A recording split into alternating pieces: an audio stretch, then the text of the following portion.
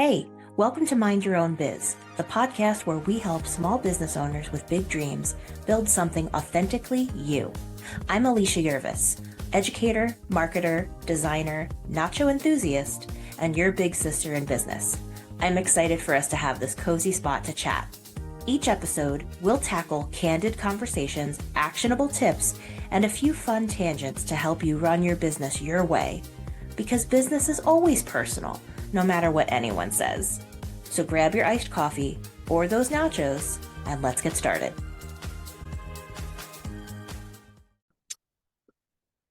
Hello and welcome to another episode of Mind Your Own Biz. My name is Alicia Yervis. I'm your host, and thank you so much for listening. I am heading into episode 12.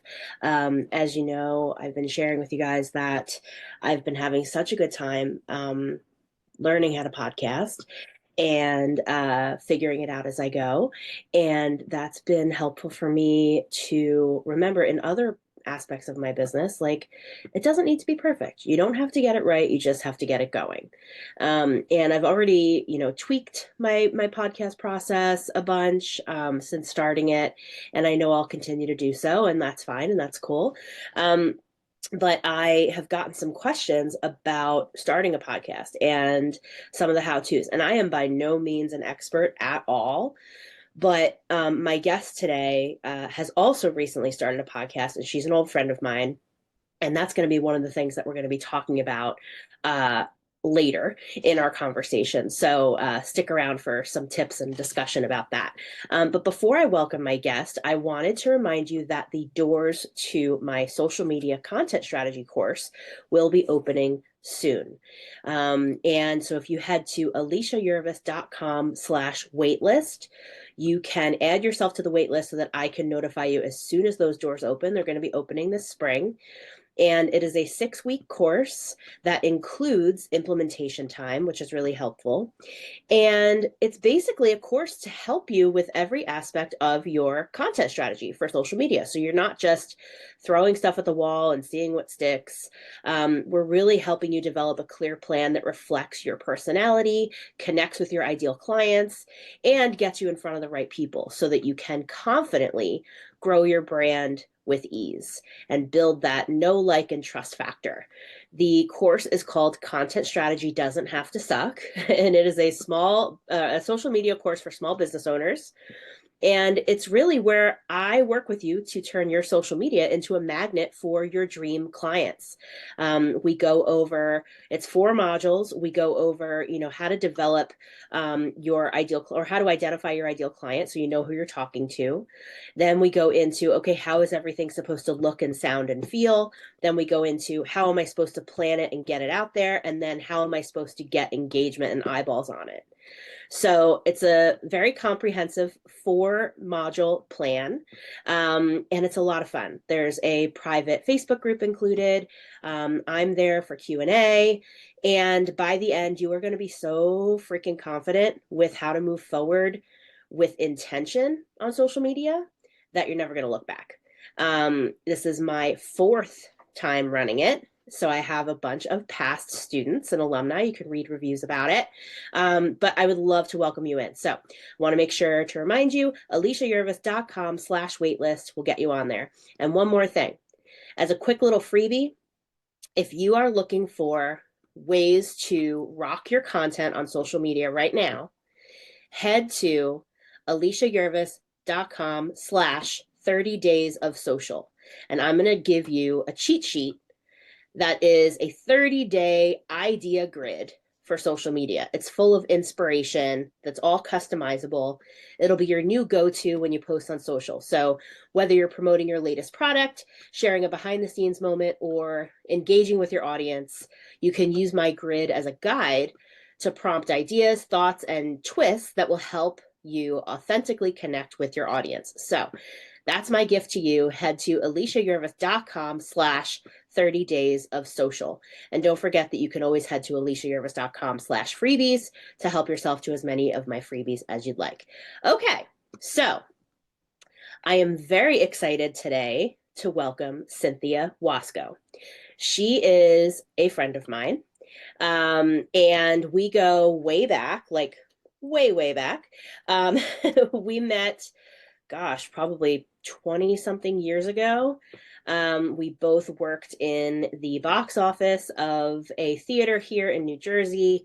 We're the same age. We had a lot of mutual friends. We just never like met each other really before working together. And then, throughout all that time, we're like, oh, wait, so and so. Oh, I know her and I know him and blah, blah, blah. Um, and we had a lot of the same interests, super artsy, super into theater and all that fun stuff. And yeah, she's the best. She's one of my good friends from way back. Um, and she has since moved out to Arizona. And we just always share, war stories and stuff from working in nonprofit life and all that kind of thing. But she also has lots of other interests and talents. And she's just awesome. So, as a fellow business owner who is also a fellow podcast host, I knew that I wanted to chat with her today about all the things. So, Cynthia Wasco is a sassy Caribbean heritage East Coast transplant trying not to shrivel up in the Arizona desert. She loves all things true crime, mystery, and thrillers. When she's not wrangling her hyperactive dogs or raising money for affordable housing, you can find her in a dance studio, dancing her little heart out, or on her couch reading a cozy mystery book. She created the Cozy Thrill gift box to replicate that sense of warmth and bring a little cozy to your reading me time and self-care routine. So I'm really excited to welcome Cynthia Wasco. Hello, my friend. Thank you so much for being here. It's so good to see your face. Thank you for meeting me in the morning. I have my coffee. Let me take a sip. I had my And coffee. It's you already did? done. It's already Oh, done. you are awesome. I'm getting a slow start here this morning, but I can't function without coffee. So Miss Cynthia, I put in our intro a little bit. I talked about that we used to work at a box office together here on the Mhm. Jersey Shore. And I mean, I feel like we could have like a whole separate podcast episode just about like some of the antics we got into, like We might have to. as box officers. Like you might not think it if you're thinking, or if you're listening, like, okay, it's a box office, like what does that mean? We would have so much fun in this box office. There were like, six of us working at a time or something like that. We would have rubber band fights. We would, order lunch every day. We would play great music. We would, just like have so much fun together in this, tiny cramped little office. And then of course also like getting to see so many shows and so many legends. But for those of you who work in nonprofit life, you got to make it fun, Oh yeah. and There was never a dull moment between like never. shows, customers. Customers were always my favorite. Like, Oh what yeah. crazy are we going to get at the window today? Yes, and more than once, I think, because sometimes people are having a bad day and a customer is upset about something, and oh, their hands coming through the little circle hole in the glass, and those were few and far between, but that did happen more than once. Um, but in general, it was a lot of fun and just so many good memories from back then, which is like 20 something years ago. Don't Um, even. Stop. We look exactly the same. yeah, that's right. That's right.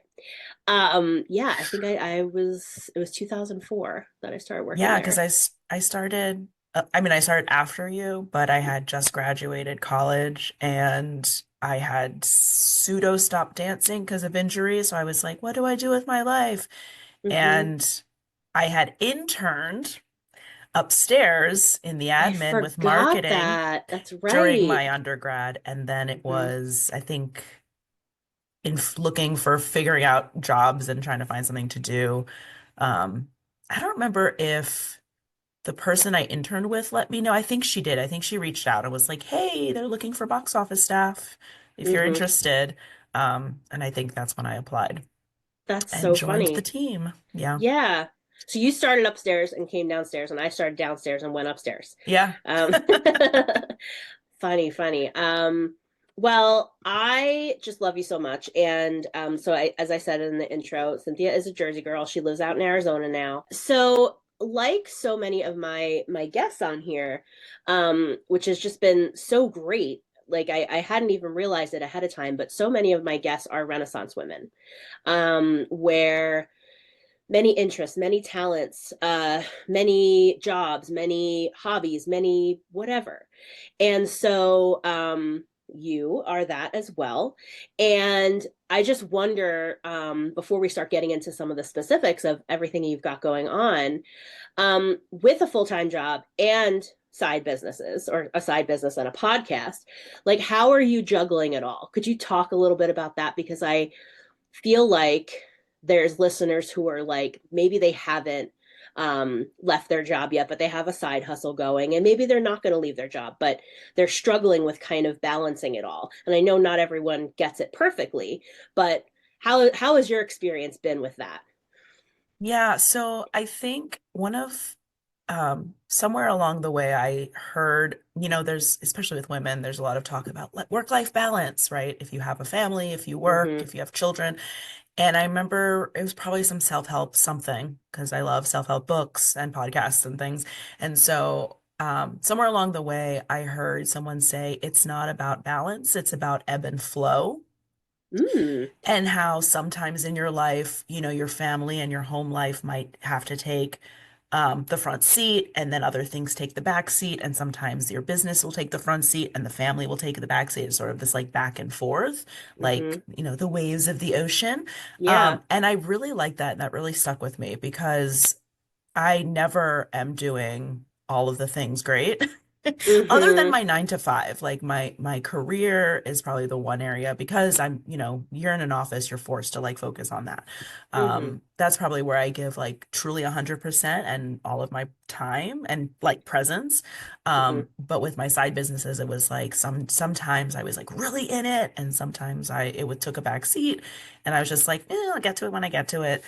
Which doesn't like bode well to have like a successful business, I'll have to say. Like, Mm-hmm. you want to put some consistency in it. And I think I've learned that along the way. And so in the business that I have now, I try to keep some form of consistency, whatever that is for me. Mm-hmm. And that will, shift and change a little bit, but I try to stay a little bit more consistent so that at least I don't feel like I've completely abandoned the project. Yeah. Um, and that's sort of how I work it. I try to give myself as much grace as I can and just remember that it's an ebb and flow. And, when 9 to 5 gets busy, some other things take a back seat. And then other times when it's slower, I can, more focus on some of those side projects. Yeah, I love that, especially because, Jersey girl, you're here by the ocean. The ebb and flow is just part of our life here. But also, what I like about that is that the idea of ebb and flow, you know that the other side is always coming back. Yeah. It's not just always going out and I'm never going to pick it up again. Like, no, like the whole point is back and forth. And also, that allows room for life to happen because we know life is just lifing all the time. Like, I right now, am coming out of a whole week being sick. Like I had my first cold of the season. It was my first cold in like quite a while, but my first cold of the season, hopefully the last, knock on wood. But it knocked me on my ass for an entire week, and it forced me to slow down, to not work, to really not even touch my devices. I mean, I did cheat a little bit, but mostly I didn't. And it was the best thing for me because I had to just, instead of fighting it, instead of trying to make fetch happen, like I needed to Mhm. just let it be so that I could heal, so that I could feel better and refreshed. And in the end, I'm so grateful that I did that. I took a week off. I highly recommend it. I highly recommend being able to, take time if you can. But that was lifing. Yeah. And so I love that that's your approach to it. And also, I want to say something about consistency. So I have ADHD, and consistency is such a difficult thing for me. It's also like, it's a hard word for me, even though I know it's right and it's what I should be doing. What has made it a little easier for me has been to change it to persistency. So, Mhm. like, if I, kind of take the pressure off myself a little bit with the consistency. And I just decide, well, I'm not giving up, and I'll get back to it and be persistent. That has helped me. But I agree. It's like you want to make sure that you're keeping your hands on your business and you're keeping, like, the ball moving forward. So I love what you said about that. Yeah, I like that Um, persistency. I like that. yeah, It's probably persistent. really what I do, not really Yeah. consistency. No, it's been really helpful, like persistency over consistency for sure. So you eventually started a side business where you were creating foot care, like Mhm. skincare line specifically for feet. It was called Soften Your Soul, Soft Souls. What was it called? It was called Soft Both Souls. Soft Souls. Yeah. Okay. And I think the tagline was like soften your soul. Soften Your Soul, SOLE. Yeah. And uh, you came to me for a logo, which was really fun. We developed like a color scheme and worked on some labeling and packaging for some of the oils and balms and stuff that you created. In fact, I think I have one right here on my desk. Oh no, it's in my bedroom. I still use the is it peppermint rosemary, peppermint Hmm. lavender? Peppermint Best, rosemary, I think. Yeah. best. I love it still. Um, so what would you say was like, well, why did you want to start that line? um I know you had talked to me a bit about like your dancer days and taking care of your feet, so talk to me a little bit about that, and what was it like to develop and launch your own product for the first time like that? Sure. So I think starting the line stemmed from, well, going back a little bit, when I had first moved out here to Arizona, I did not have a job. And I decided to do my yoga teacher training because I had the money saved because I was going to do it in Jersey. And then when I found out I was moving out here, I sort of held back and I didn't do that program because I knew I wasn't going to be around. Mm-hmm. So when I moved out here, it was really hard to find a job at first. And so I was like, well, I have this money and I found a studio that I liked and they had a program like coming up. So I was like, well, I have the cash. Might as well just throw myself in there and do that. And it'll also like I can build community, meet some people because it's really hard in your mid 30s to try to find friends when you move Yeah. completely across the country. So I did my 200-hour yoga teacher training and then got sort of immersed in that world. I had always done yoga, but I was like really in it. I was a teacher now and sort of, and then it got, to actually teach and get paid for teaching, which then turned into working for the studio because they were a nonprofit. And so I kind of got to use my nonprofit admin skills there. Ended Mm-hmm. up doing my 500 hour. So for 5 years, I was a full-time yoga teacher, Mm-hmm. teaching both at that studio and some other places around town, doing workshops and then also working in their admin as their like program director. So I would like create and manage the weekend schedule of like workshops. And I also was part of the teacher training program. So I was teaching other people how to teach yoga. So I was Mm-hmm. like really in it. And Wearing many hats again. wearing many hats again. Always. Mm-hmm. So coming out of that, really got into aromatherapy and natural, all the things. And Mm-hmm. so, and I had always used aromatherapy because, like you said, I was a dancer, went to college for dance, danced a little bit out of college, then had to stop because of injury. So, I always used aromatherapies on my own just for relaxation or like muscle balms, for sore muscles and things like that. So I was always sort of in it. My dad is a chemist. Um, and so kind of knew that world a little bit already. And I'm trying to remember like why I think so. I had been playing around. I had always sort of started, I mean, I always created my own products anyways, and then was like, oh, I could do this line. And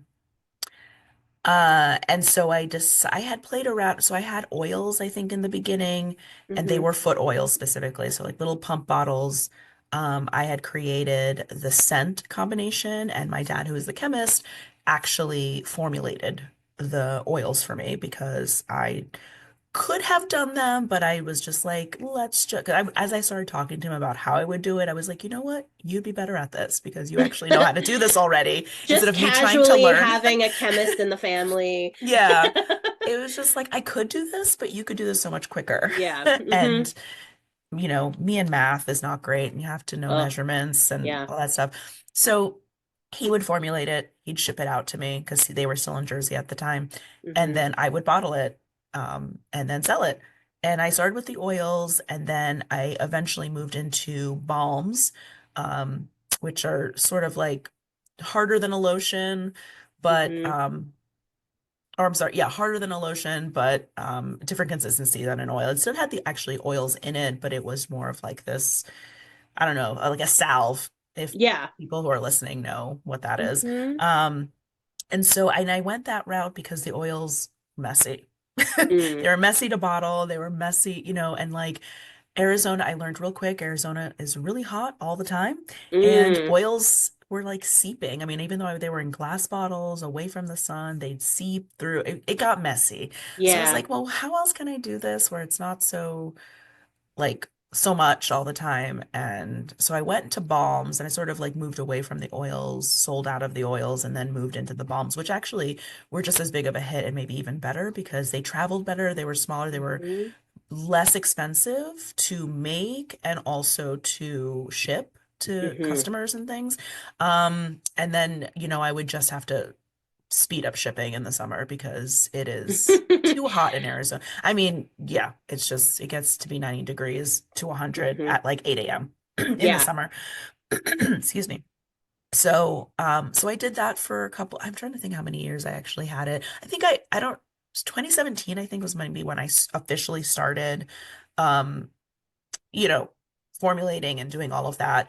But then 2020 hit and I think I mean, a lot of things happened during that Yeah. time, but, That's for sure. um, I think formulating in my house, I had a moment where I was like, with all the health things out there, I was like, I don't know. And I wasn't in a place where I wanted to expand and go and like find it, like, rent a kitchen and actually Hmm. formulate the products in a safer environment. And I was Yeah. just like, I don't think I want that right now. And Hmm. my day job was really busy because lots of money being poured out for nonprofits and it was a crazy time. Hmm. So I kind of set it aside. I sold out of what I had on Etsy and kind of It's put it good. to the side. Hmm. Um, and then 2020 hit, all of those things happened and then sort of shifted from there. Hmm. Okay, cool. Yeah, I love it's so funny. Yeah, my dad's a chemist. It's just such a such a casual thing, but I love it. I love that he was there to help you with that. And that was a good call, just having him own that and do that. Um and yeah, I also think it's cool that you were like, you kind of, I mean, I don't want to put words in your mouth, but you kind of felt like maybe, okay, this is kind of run its course for now. I'm kind of not feeling it as much in this moment. Let me at least, unload like what I have, what I've made, and let me take a beat for a minute because I'm so busy in, like you said before, the ebb and the flow. Like I'm so busy with, my 9 to 5. Let me kind of think about it a little bit because sometimes we pivot. We make different, we go a different way, we drop a service, we completely change our business entirely. Um, and so then you started something new. And we're going to talk about that in a second. But how long was it between the two, would you say? Hmm, that's a good question. I mean, probably, I don't know, maybe a year and a half or 2 years Okay. tops. Mm-hmm. Um, Okay. Yeah, because I think also even before 2020, um, I was running the business, but I wasn't working the business. Like I had my Mm, Etsy and I had some repeat customers and I wasn't other than like, you know, posting on social media and I had an Instagram for the business. Um, I had regular customers, so I wasn't really like trying to find new customers. I was putting it out there, and then when people found me, great. But I had regular people that came back time and time again to purchase. So that was kind of um, where it was at the time. And so I didn't really put too much into it mm-hmm. until I was like, oh, okay, this is shifting. Life is Hmm. shifting. Okay. So So yeah, so I wasn't really working the business towards the end, but it was running, Mm-hmm. you Mm-hmm. know. Gotcha. Okay.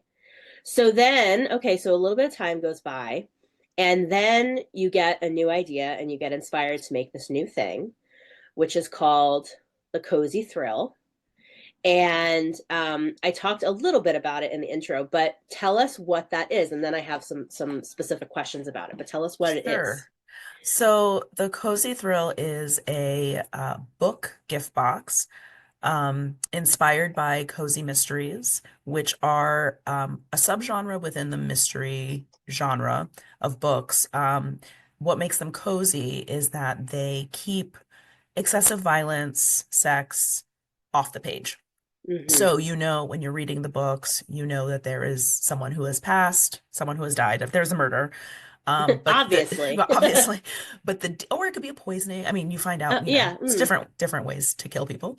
Um, Mm-hmm. but the details of that, of how is kind of off the page. So Hmm. whereas like a thriller, you might get like the details of someone getting stabbed or something crazy, like, Yeah. you Gory. don't get that. Yeah, it's not gory. All that gore is off the page. Mm-hmm. And the other element that makes it cozy is that, justice is served at the end, always. Hmm. Um, and so they're really light reads. Mm-hmm. Although I would say like the more contemporary ones are a little edgier. You might have Mm-hmm. a little more on the romance side, not too crazy. Mm-hmm. Still closed door, as they say, so you're not going to get details. Nothing Um, raunchy here. Nothing raunchy, but you Yeah. might and you might get some more like real life. What I've noticed in some of the more contemporary ones is that they just kind of bring in elements of real life more, whereas older, more traditional cozies, it's in a made up, perfect, pristine town where it's Mm. walkable. You have your bakery over here. You have, you know what I mean? It's just like that Yeah. cutesy cozy. And then the more contemporary ones, you'll find them set in like downtown New York or Chicago, a suburb of LA, or, so it's a Mm-hmm. little more real. But Mm-hmm. they're just as great and they're just as light and heartwarming. Mm-hmm. Um, just a little more real life, if you will. Yeah. So Like I s- like the Hallmark Christmas movie of mystery books. exactly. And most people who read cozy mysteries are big Hallmark fans. There we go. So there's your audience. Mm-hmm. And so 2020 hit, it was crazy. It was the best of times, it was the worst of times. Mm-hmm. And I was looking, so I had all this extra time, right? There was nothing else to do outside of work. Right. So I sort of picked up reading again. I was always an avid reader growing up.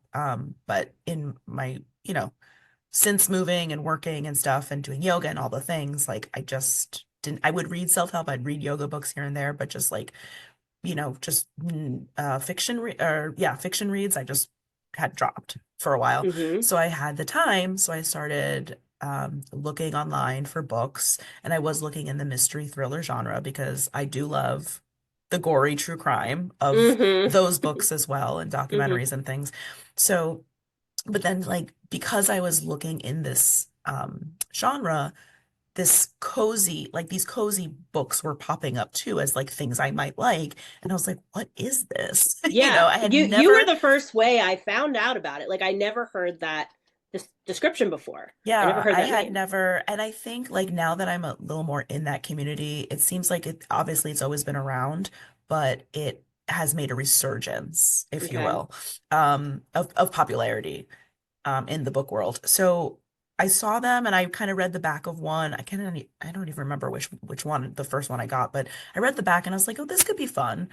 And what I also appreciate is that most cozy mysteries are in a series. And I was a big Mm. series reader growing up. I read The Babysitter Club. I Hello. read Girl Talk. I Mm. read Sweet Valley Sweet High, Valley High. Sweet Yes. Valley Twins. I mean, I read all of those series. So Yep. I'm a big series read. I love a good And the super series. specials, Babysitters Club super specials, the big Yeah, fat white like ones. yeah, I read them all. So Mm-hmm. I was like, this is this and I also read a lot of Mary Higgins Clark, shout out New Jersey. And she doesn't do series, but her books are kind of, they're not cozy because they are a little darker, but they kind of have that like you know what you're gonna get. If you Mm. watch like a series TV, there's a pattern, right, in every episode, Mm-hmm. and that her books are have that pattern as well. So I read those as a young adult. And so I picked up a couple, started reading, and really got into it because, again, they're very quick reads. And so you can Yeah. just go through them if you have the time. And so I really liked them. They were a nice break, a mental break from some of the Oh, yeah, other that's things true. I've read, and then kind of found this community on Instagram um and eventually took my old Soft Souls account and sort of archived the Soft Souls stuff and started using it. Mm-hmm. Found just I was like trying to find like a name, came up with the Cozy Thrill, and then I was like, you know, it'd be cool if it was like a book box where you got a book and you got some like cozy elements, candle, Mm-hmm. socks, what have you, and Mm-hmm. sort of package that together. And I kind of looked around Etsy to see what else was, and there's a lot of gift box ideas, but not, and there's a lot of like blind date with a book kind of situations, but they Hmm. were in the more romance or traditional mystery genre. So I was like, oh, let's just try it. So I kind of just I put some things together and put it out there, Mm-hmm. and it gained a little traction. And then through Instagram, I was connecting. What's really cool is that the community is of authors. There, you have published authors, you have independent authors, and you have readers. And it's a very close-knit community because it's such a niche that like authors like want to talk directly to the readers, and Hmm. there's no barriers in that way. They will message you back and, all this stuff. So that was kind of cool. So I started putting it out there, got some traction. And then I decided I was like, oh, this could actually kind of be a business, and started Yeah. taking it a little more seriously and, you know, created my box, like actually created boxes and, Mm-hmm. standardized what was going to be in the box. Started reaching out to some authors to see who was interested because I was purchasing everything, obviously. Mm-hmm. But there's a couple of boxes where authors have the capacity to give some of their books, and I only do about 6 boxes for each themed box. There's about 6 that are available to purchase. Mm-hmm. And Okay. so, depending on the author and what their publishing situation is, some do have the ability to give away books. And so I reached out to a couple of them were able to, so some of those boxes have been put out there as well. I also connected with like the cozy mystery section of, I think it's Kensington Books, and they're small. They're like a team of 2. So they Mm-hmm. are really generous. And so then they found me, started sending me books to review online. And Mm. so sort of bulldozed from there. Yeah, yeah, you're like getting these like PR boxes and like opportunities. Yeah. I love that. And also, there's so many interesting things you just said. So, first, I love just this isn't related necessarily to cozy mysteries, but um, I just want to highlight something for my listeners. You said, okay, I had my Soft Souls Instagram, I had a community there, la la la. Then I changed my business, and you decided to keep the same account, archive the stuff that had nothing to do with the new book thing, and then just start you change the name and you just start posting like, content about this.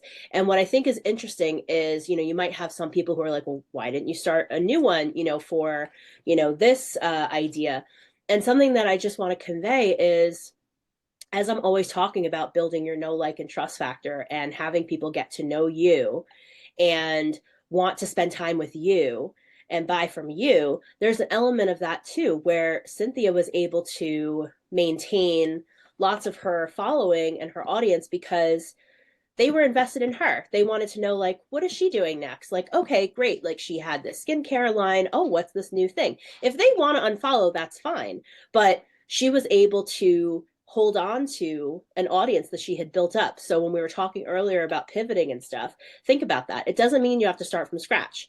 You can change it and you can put out a statement saying, hey, like, I'm doing something new now. If you want to stay here and hang out, cool. This is what you can expect from me. I'll understand if you don't want to stick around, that's fine. But that might kind of break down some of the barriers that we might feel if we're going to start something new. Like, oh, I've built up my audience for so many years here. Like, what am I going to do? Start over? You don't have to. You can just kind of change the song that you're singing. So I love Yeah. that. And I Also, did, sorry. no, no, go, go. And I did like have a post saying that we were closing and Yeah. thanked everybody for supporting and all that. And I think I did do some sort of like intro when I switched Hmm. over, explaining what the Cozy Thrill was and where we were headed. Yeah. I've seen some local like brick and mortar businesses do that now too, especially like with restaurants. If a restaurant closes and then a new restaurant moves into that space, very often the social media account will be part of like the contract of like buying that new business. They essentially like get their followers. And again, if the followers want to leave and they don't like that new restaurant, fine, whatever. But like they don't have to start from zero. And I think that that's an interesting strategy. Also, with you creating this space where, because it's so niche, like you were saying, the fans have these opportunities to get up close with some of their favorite authors. And the authors are excited to speak with the fans. And it's very, uh, back and forth engaging, which is, I mean, great for obviously social media engagement, but for community building and making it feel like the artists, the writers are so accessible, and maybe they can answer reader questions, or they get ideas or ask for their feedback, or what do they want to hear about, like what are some of the conversations that are taking place between the writers and the readers. That was a question. That was a Okay. question. Yeah. Like listening, I'm like so engaged and I'm like, oh wait, that's mine. What are some of the conversations? So I think, well, so what I did learn is that whether you are a published author or independent, you do most of your own marketing. Hmm. So I found that the authors are willing to, obviously they're always willing to talk about their product and Hmm. their books and series, but also they love being guests and like reading other people's and giving inputs on that, in any way. So where I've seen the conversations, I follow one account in particular that is an online book club, and 12 months out of the year, there's, the audience chooses what books will be read, and the winner is chosen per month. And there is, the hostess does a YouTube, and then she converts that into a podcast, and she always has a guest. And it's a book club. So you read the book, and then she and her guest kind of talk about the elements of the book without giving too many spoilers. Um, and then on the YouTube, you can engage through chat and whatnot. Hmm. And so, and she has just other, I guess, book influencers, if you will, on a lot of times, but sometimes she has other authors. So we'll be talking. She never has the author of the book when we're doing book club, Okay. out of respect, I think. Yeah, yeah. But yeah, so it could be another cozy mystery author that has read the book, and they kind of like engage and talk about it.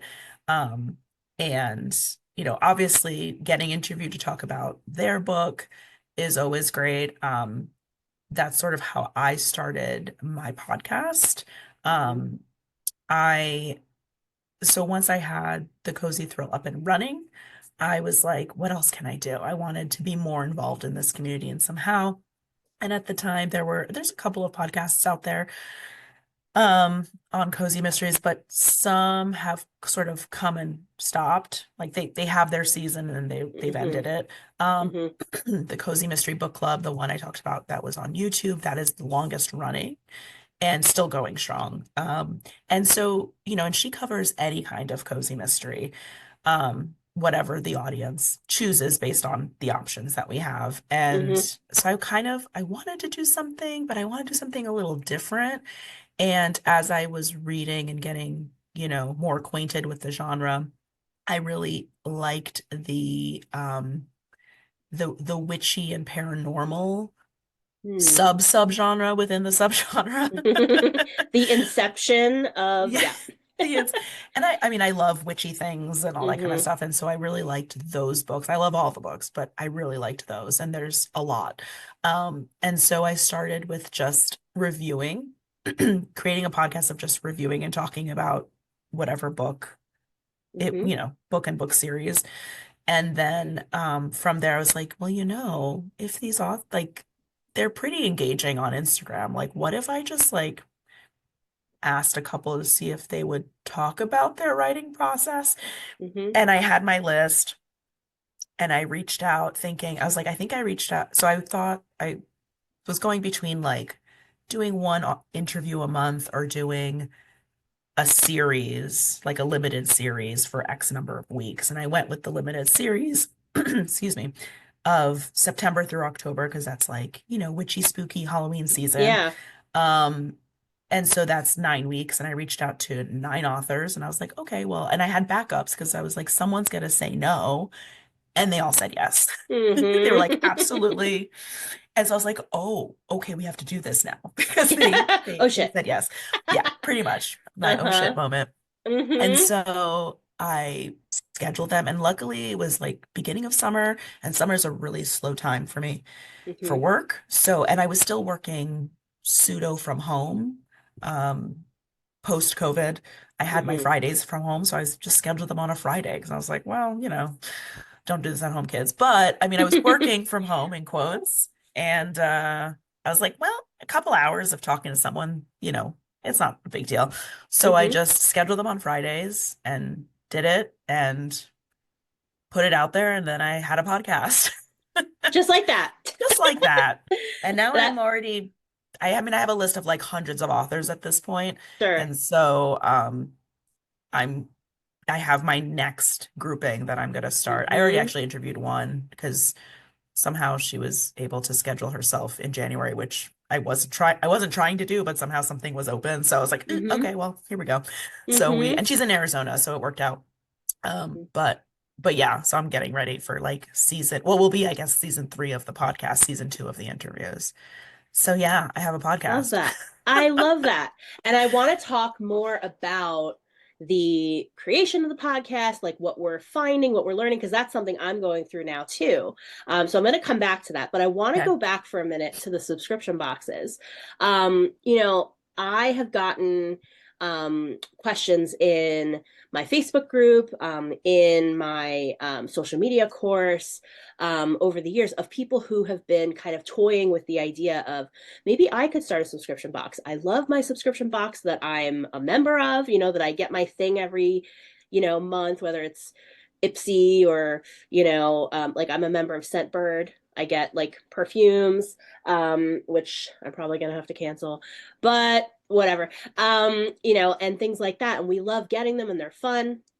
And so I do know that there's a curiosity out there about how to think about starting that. So you had mentioned, you kind of just put it out there to see what would happen, which I love, has been like a recurring theme with you.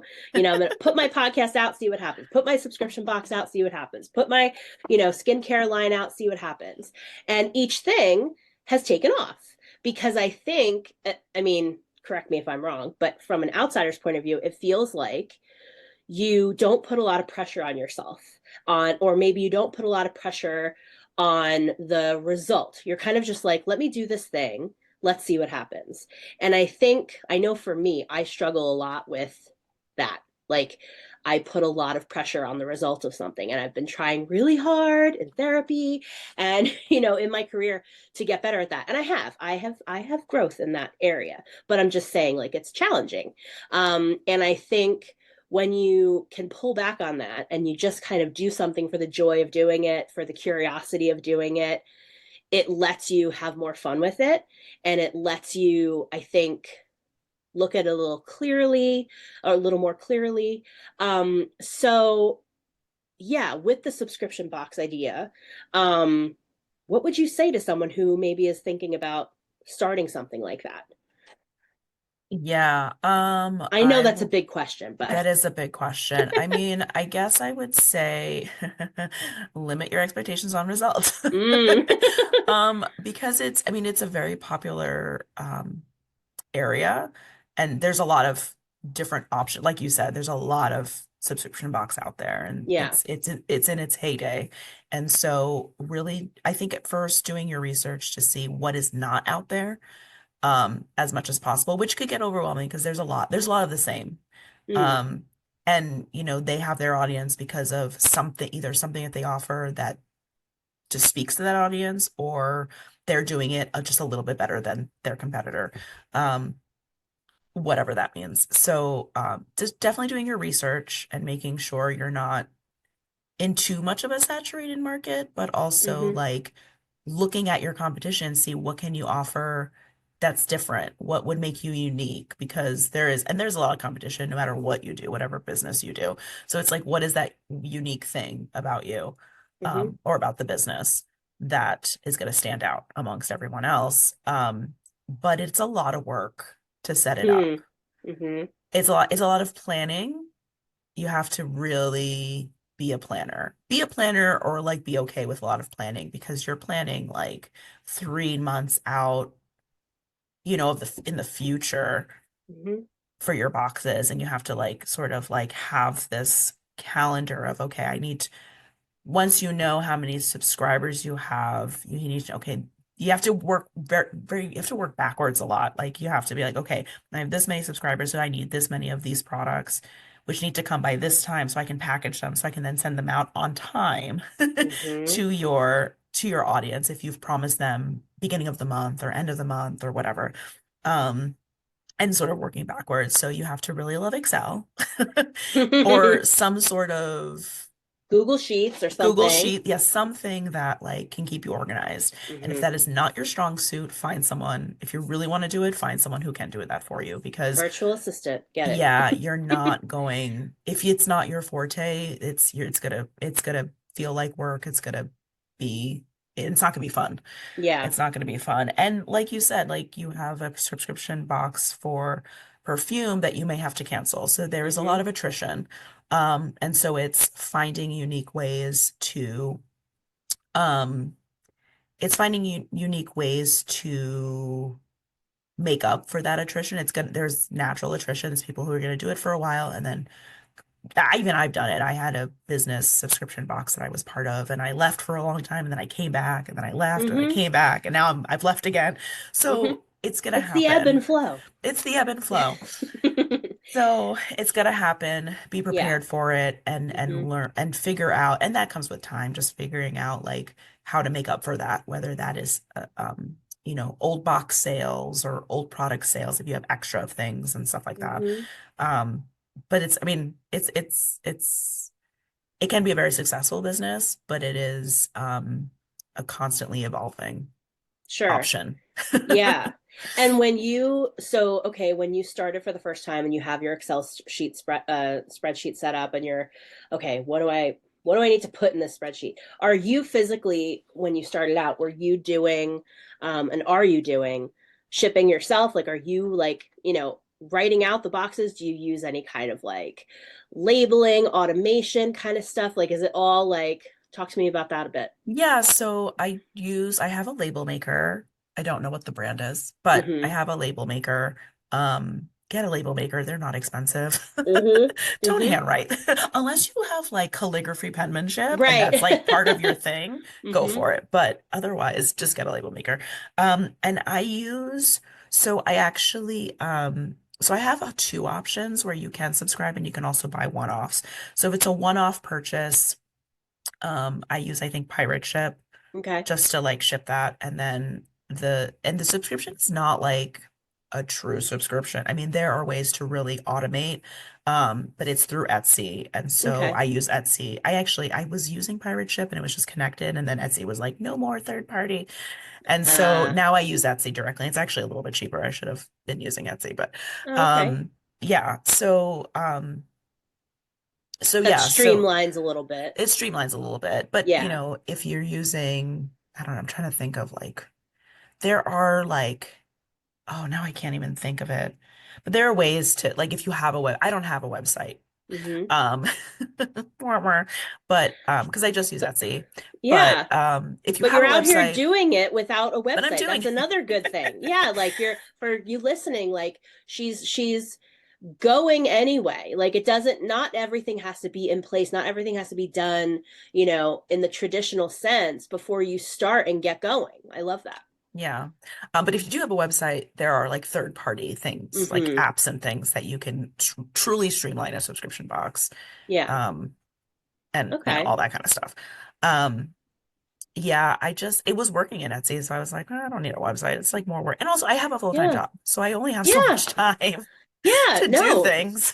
If it's not broke, don't fix it. Yeah, it's working. Exactly. I love It's that. And working. also, like, when you were talking about working backwards, that theme has come up on this podcast so many times. So many people have talked about working backwards with whatever kind of business they have, whatever kind of thing they're doing. I even talked about that in my course about like my time in the theater, specifically in the second theater I worked in, where we were working on a season of shows and we knew, okay, this is the day tickets are going on sale. So that means that when that happens and you're going to swipe someone's credit card, all this other stuff has to have happened already. Hmm. So working backwards from that drop date of whatever the thing is, like how you see, you know, magazines taking their Christmas photos in the spring or whatever, because it doesn't it doesn't happen in December. The creation of these holiday products and stuff. So a little bit of smoke and mirrors, I think, in all of our Yeah, all of our businesses in that regard. for sure. Um, so I love that. I think it's very cool that um, did this experiment and now you've been growing your brand awareness, you've been building community, and then you were like, how can I, go even further and start developing something into the niche of the niche of the niche with this podcast idea. So what made you specifically like decide that podcasting was going to be the thing that you were doing as opposed to like a newsletter or a Facebook group or a whatever? Like you talked a little bit about it, but was there something that made you know like, oh, this is a great fit for me, in particular? Yeah, so funny you said Facebook group because I did think about a Facebook group at Mm-hmm. first. I am more personally and now professionally, I am more of an Instagram girly. Mm-hmm. Facebook is great. I keep it going mostly to keep in touch with family members, but I Yeah. am not really active. Anything that you see me post is pushed through Instagram. Mm. Um, so I thought about a Facebook group, but just going back a little bit, we didn't talk about my full-time day job, but Right. I work for a nonprofit and I do a lot of grant writing. So I'm writing all the time. Mm-hmm. And the idea of having to keep up, like to write and to keep conversations going in written form, I was like, I'm already tired. Like all I do Yeah. is sit in front of a computer and write most of my Yep. days. And so newsletter, like I still struggle with email and we can talk about that too. But like I'm Second a sh episode. yeah, I'm just like it like I love your emails because Oh, they're like thank so you. long and I'm like reading them and I was like, I don't have the brain power for that. Like truly, that's what it comes down to. I have the content. I don't have the brain power. I like pictures and short, sweet sentences. Because Mm-hmm. I do so much writing in my day job. So I think by the time I get to the side business, I'm like, oh, I'm exhausted. I don't want to think anymore.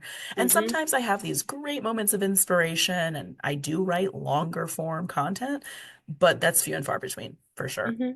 Okay. So Facebook, I was like, yes, but no. And I'm not super active on Facebook personally. So I was like, am I really going to do this? Probably not. Mm-hmm. Newsletter, we already talked about that. I was like, no, maybe as a sub thing, like maybe on the side, but like as a full, I just no. The Mm-hmm. long form writing was not there for me mentally. So I'm a big podcast consumer. I listen to a lot of true crime podcasts, but I used to listen to a fashion history podcast. I've listened to a history podcast. Um, I listen to cozy mystery podcasts where it's like talking about books and things and author interviews. And so I was like, well, I like talking. I prefer talking to myself.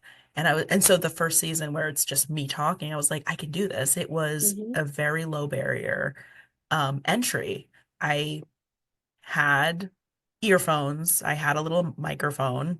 I think the little microphone was like a little clip-on one and it Mm-hmm. came with one of those business boxes that I was a subscriber Oh, of. fun. And I kept it because I was How like, I don't know when I'm going to convenient. need it. Yeah. But I was like, oh, Yeah. I could use it. So I had this little microphone and I would sit in my room when everyone is at work and the dogs are like settled.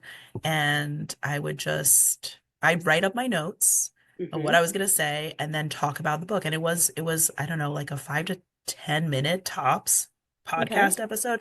And I did some research because I was like, the podcast I listen to can be like 45 minutes to an hour and a half. And I Hmm. was like, and I was like, like when I did my first one, I was like, it's only like 3 minutes, like with an intro and an outro. Hmm. And I looked it up and there is something called a micro podcast where it is Hmm. like short and sweet. Um, you know, and so I kind of was like, okay, so that's a thing. Like I'm not, you know, not doing it right. So Sure. I just kind of put it out there. And so I had my like 12, because I did that one I did once a month. I was like, that's the capacity I have. And I did, and I had already season two. Um, but with pushing it out on Instagram and telling people about it, what made me sort of switch to start thinking about authors and interviewing them was because they were reaching out to me being like, "Hey, are you looking for authors to interview?" And some Mm. some were qualified in that they wrote the kind of books I was reviewing, but some were not. They were just cozy authors. They're like, I'd love to be a guest, and they were reaching out to me and saying Yeah. like, hey, do you want to read my book so you can review it? All these kind. And I was like, oh wait, okay, hold on.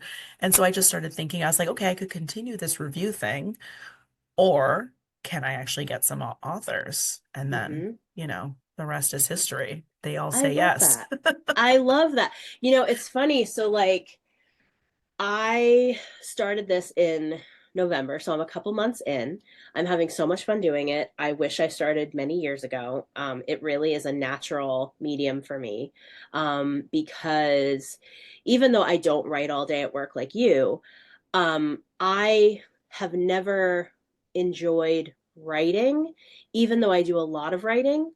Um, and so, like, I have a newsletter, I have, a Facebook group, I have like my regular social media content, I have my blog, but I never had, and I don't have like tons of video. I'm trying to get better at that this year, but I never had like kind of a spot where I could just like run my mouth, like, unedited, like just kind of sharing, free flow kind of thing. And once I started, I was just like, oh my God, like this is what I've really been wanting to do. Because it feels very natural to me. It just feels like normal and real and kind of like, Mhm. if we were sitting on the couch having coffee or whatever. So I love though that you kind of were having this it was kind of like the authors were almost kind of pointing you to, okay, like make me a platform and a stage, like I'm ready to sit down and talk. And you were like, okay, like hurry up, let me build this, let me make this space, so that that can happen. And I love that. And similar to you, every single person that I've asked to be on my podcast has said yes so far. And I have a very long list. Before I even, I think eventually I'll put out like a form or something like, hey, do you want to be a guest? Like, fill this out, whatever. I might do that in the future. But I have such a long list already of people that I've specifically curated, as if it was a subscription box, curating what's going to go in it, of who I want to talk to. And everybody so far has said yes. And so I say that to you listening, even if you're not going to have guests, like let's just say it's just going to be you doing, solo episodes, fine, cool, you can do it, go for it.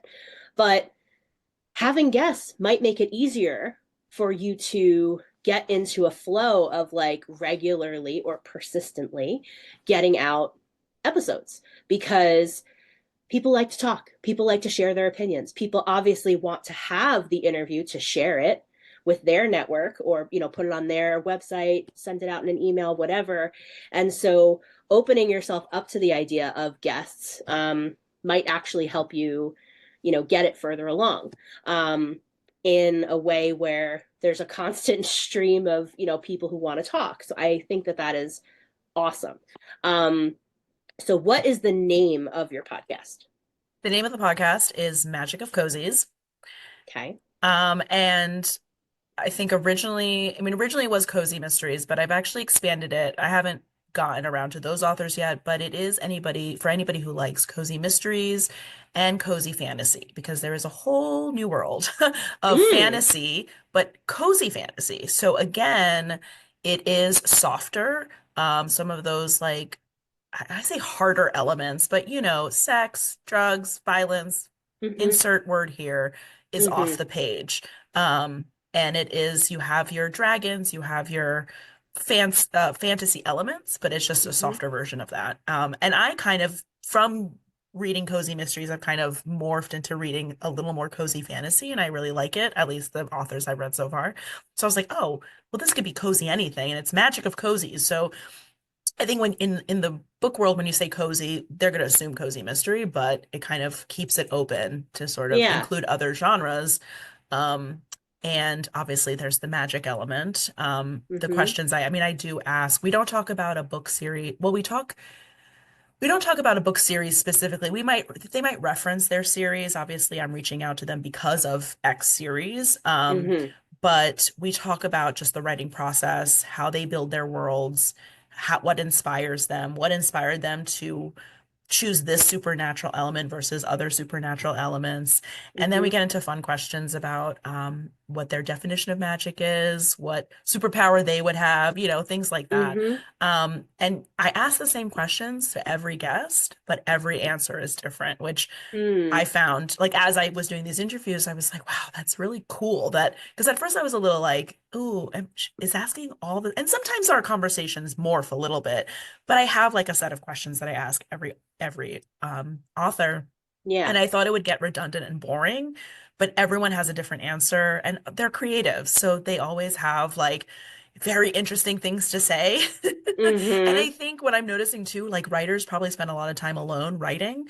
And so when they get to talk, they really talk. They love to Yeah. talk. And you Yeah. don't think like a writer likes to talk, but like these writers do. I mean, they love Yeah. talking about their creative process and all that comes Yeah. with that. So there've been some really great season. It's season two of the podcast, but season one, I may relabel them eventually. Mm-hmm. But yeah, so season two is it's very dynamic, even though the questions are the same questions that they all get asked. And Mm-hmm. I want to go back for the listeners, like the first interview I was the first interview I did was one of the authors I really like. Like I Mm-hmm. review for her. I was fangirling when she was my first, and I was like, oh my gosh, I can't believe I'm talking to like one of my favorite Aw. authors. And I was so nervous, but she was so gracious. And she was like, you have the best questions and da da da and all that stuff. And so after that, I was like, whoa, I had like a high from doing that. And then I got to my next one and I was like, I really like this. Like, I Hmm. love being able to talk to them, like just one, and I'm a one-on-one kind of person. Like Yeah. big groups, no, thank you, if I can avoid them. Mm-hmm. So I really like the one-on-one um, dynamic Mm-hmm. of how I set up the podcast. So yeah. Yeah. So if you're nervous about talking to someone, or you're like, be prepared, but also like they're more gracious than you think they're gonna be. Yeah. Yeah. And also like when you're saying like, oh, like they write all day, like now they're not going to shut up because they're excited to talk. So this was the end of the micro episodes, I guess. When Yes, yes. Although I did put a survey out there because I was like, okay, I have my series for Magic of hmm Cozies, but I would love to eventually have something that I'm putting out sort of year round for the hmm algorithms, really. feed that And algorithm monster. Yep. And so for so the season happened September through October. It's a 9-week series, hmm once a week, a different author. But then what I did was, because I use a program to record and edit and all of that stuff. And so I made like I compiled, so I took like one of the questions that I asked and I compiled everyone's answers or a couple of their answers and created Mm. a remix episode that I called it. Ooh. And so those are coming out. I didn't have enough content for like all the months in between next season, but I did hmm every other month. So it's better than nothing. And hmm so, I had one that came out in February. I have my next one that's coming out in May. and then I'm taking a little break in the summer because that's probably when I'll be interviewing the next round Okay. of authors. And then I have one final remix episode coming out in August, which will sort of be like the prep for September, the new Hmm. season. That was a lot of work though. I don't know if I'll do that again next season. Mm-hmm. But I did Mm-hmm. put a survey out and people really did like the reviews that I was doing. Okay. And they actually, most of the audience was like, they would like to see a combination of reviews and author interviews. So I might go back. So maybe what I'll do is this off season, maybe do reviews of those authors that I did Mm-hmm. interview, I mean, I try to read at least one of their books before I interview them. But maybe going back and like rereading and having like, because some of them have multiple series. So maybe like picking, another 10 books and then Mm-hmm. reviewing those books on the off season of the series of those Mm-hmm. previous authors or something like that. Because that's Mm-hmm. easy. That's easy enough for me to do on my own. I have enough motivation now. I really like this podcasting thing. I'm like, oh, why didn't I? Which is funny because my old job back east, when I worked for Jersey Arts, we Mm-hmm. were doing podcasting before podcasting was a Mm-hmm. thing. Mm-hmm. And I was like, wow, we were really ahead of the OG curve. But podcasters. I hated talk radio and I didn't Mm. understand podcasts at the time. And Mm-hmm. that wasn't like my media. Like Yeah. I liked radio if there was music, but I hated talk radio. I was like, don't Mm-hmm. talk to me. Like, I don't want to hear it. So I never got into the podcast then. And Yeah. then then true crime had a resurgence. And then that's how I got into podcast. But Yeah. I'm like, oh, it's such an easy platform to get, even easier probably now than then, but um, Mm-hmm. to get and just, yeah, get whatever you have to say. I mean, we're Jersey girls. We love to run our mouth. Yeah. Hello. You heard us talking about the coffee in the beginning, right? Yeah, exactly. And also I love what you said earlier too about like when you were talking about the micro episodes and you're like, oh shit, like this was only 5 minutes. Like, am I doing this right? That's the thing. There's no like right or wrong way to podcast, I'm finding. Like right now, you and I are talking, I'm recording this on Zoom. I'm using a handheld mic that was like $20 or something. I have headphones. When I'm done with this, I'm going to download the record or I'm recording it to the cloud. I'm going to download the file. I put the file into a program called Loom and I edit it in Loom and I add in my intro and then I download it from Loom. I download the transcript. I put the transcript into ChatGPT to help me with the show notes. I plug in all the links, la la la la. Then I take the downloaded file from Loom and I upload that into Spotify for Creators, which is what I use to distribute. Me too. Me too. Yeah, it makes it pretty easy. Like, I get it. There's a ton of different programs. Everyone has their favorite. That's fine. Maybe I'll move in the future. Right now, I don't need to. It serves its purpose. Like, it's a little glitchy here and there, but like it takes 2 seconds to fix it. And I am cool with it for now. And it's free. And I haven't had any problems with it. And so that's my process. So like when we're done here, like we're recording this on a Sunday afternoon or Sunday morning for you. I'll have this ready to publish tomorrow.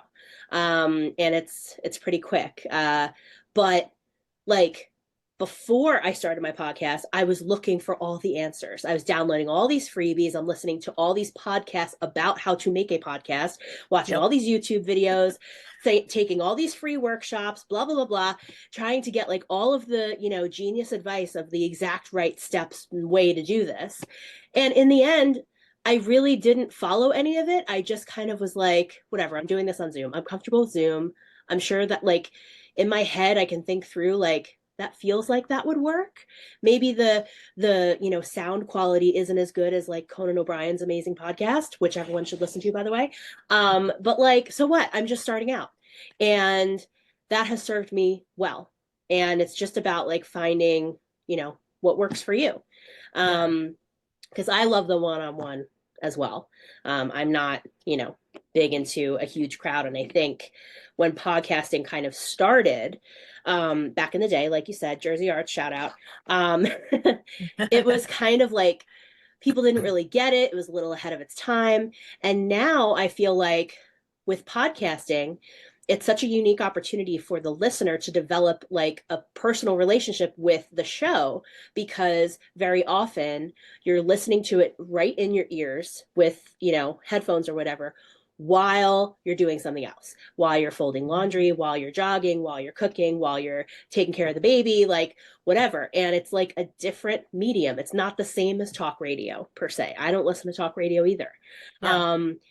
But I'm blasting, 80s playlists all day. But something about podcasting is different. It's like I'm a very visual person, so I still, if I'm trying to learn something, chances are I'm still going to watch a video tutorial or something. But if I just want conversation and advice and tips and stuff like that, it's all about the podcasting or just entertainment. Like I listen to, true crime and all that stuff too. Um, so I love that, you're just kind of figuring it out and you are learning as you go. Like you already have a plan. I love the remix idea. You're giving me ideas, by the way. I'm like, okay, like, how can I do something like that? Or like a roundup of like, best tips this year or something Yeah. like that. Like I definitely want to think about that for future. So thank you for that. You're welcome. Um, so to wrap up, I loved this chat. I loved how you're such a well-rounded lady. You do all the things, you rock. Love you so much. So what would you say, like, for folks out there who they're creative and they maybe want to pursue a couple different things, but maybe they're feeling overwhelmed. They don't really know um, how much time to put into it or maybe where they should start. What would you say would be a piece of advice you would give them for, like, when I'm thinking of you with your idea of kind of like, I just put it out there and let's just see what happens? Like, could you talk a little bit about that? It wasn't really a question, but like, you know what I mean. Yeah. So yeah, I know a lot of people put a lot of time and effort and to I think this is a hard question because I think in the past the aesthetic was to come out looking perfect. And I Mm-hmm. think we've moved past that where the aesthetic is just be yourself. And so if you're messy, you show up messy. And the Mm, right and your people will find you. And if you are a perfectionist and you need to come out with something perfect, then so be it. Like that's who you are and that's what you're gonna do. mm-hmm. I think having a full-time job, I didn't have time to think about what people would think. Mm-hmm. And so I was just like, well, I just like I gotta put this out there because otherwise it's gonna sit in the back and then never happen at all. Mm-hmm. So my just putting it out there is half don't really care what people think because it is a passion project. I never started any of this to be a business. It was just like something I liked and I shared it with others. Mm, Um, and some of it was like I don't have time. I don't have time to perfect this. And so my advice would be to like stop, get out of your own way, really. mm, Get yeah. out of your own way and just do the thing.